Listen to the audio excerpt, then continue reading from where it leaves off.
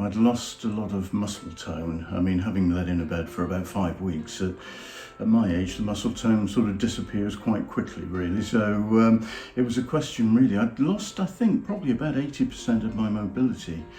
And I also had some quite serious balance problems, which made it quite difficult for me to move around. And even in the house here, I had a walking frame, and I was struggling to actually get around.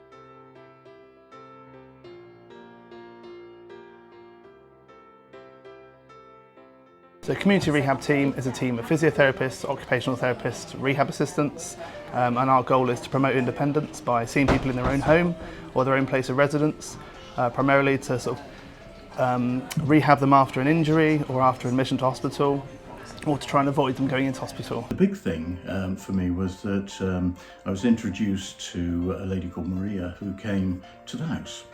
She came here, she basically assessed my lifestyle, the house, me, my abilities and so on, and then came up with a series of exercises that I could do that would actually overcome the specific difficulties I had. We prescribed him a series of balance exercises, and I've got to say he was religious at carrying them out. He was probably one of the few patients that actually was enthusiastic about doing them, and he would almost go above and beyond.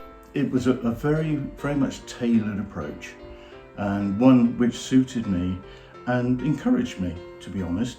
Maria was very knowledgeable, I have to say. She knew an awful lot about the sorts of problems that people like me have, and she was very encouraging and motivational, and that kept me going. And I felt that I wanted to do more, just to say that it had been successful. It means a lot to me because that just makes your job worthwhile. I mean, I've been doing it 23 years.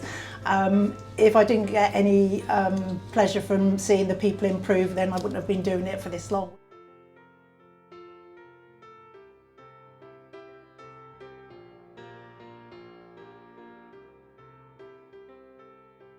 What we've looked at is we've changed the way we triage referrals, so we are able to contact patients in a more timely way, so normally within 2 working days, giving them as much information as possible, getting as much information from them, making sure that we're seeing the patients that need to be seen sooner or more urgently, but also those that will be waiting a little bit longer, giving them all the information and things they can be doing in the meantime.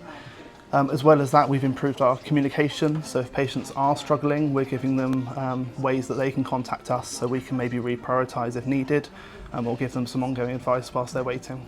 We've now implemented a weekly 15-minute huddle where people drop in, give ideas, could be very small ideas or it could be sort of large-scale changes, but we then start to talk about how we could potentially make those changes in the workplace, improve the service, improve the quality for our patients. The methodology has been behind a lot of our changes to waiting lists, falls assessments. We're looking at our documentation, trying to give our therapy team sort of the best set of tools, best set of skills to be able to do our job as best we can.